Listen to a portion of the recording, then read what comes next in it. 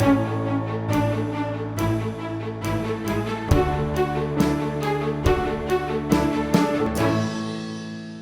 and welcome to NASCOM Studio. We are at the Technology and Leadership Forum 2023, and I have with me Dr. Edward Rogers, former Chief Knowledge Officer, NASA, and ISB visiting faculty. Thank you so much, Dr. Rogers, for speaking with us. What is the scope of startups in specifically Indian companies when it comes to space tech sector? Indian companies in space tech sector have a lot of opportunity in developing new technologies for instrumentation and micro satellites, cube satellites, which they're already involved in. A number of companies are actually already doing that.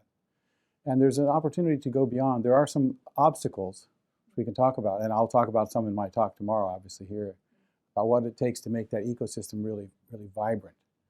But the opportunities are initially in building instruments for small satellites, because that market is open.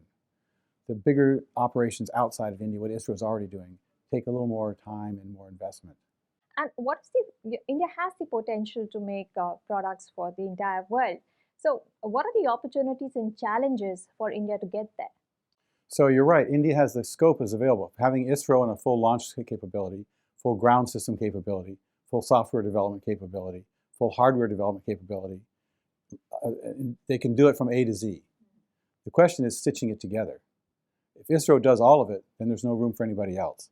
So ISRO has opened up, and space has come along. We're going to talk about this. The ecosystem is developing, but it needs more encouragement. It needs really a couple of things. It needs more R&D money. You've heard that already from others here at the conference. R&D money drives that energy for startups and academics. And those institutions need to be involved. It also needs cooperation from what I call the legacy industries, the big player industries. They are used to playing in the whole field to themselves.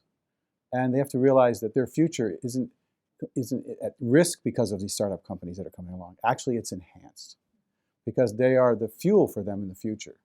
And when that begins to change, then they'll actually work better together between the government, the industry, and the startups, and they'll have a much better ecosystem. Do you see that happening? More collaboration between startups and the legacy players? I see it's being discussed. I don't see it happening like it needs to happen.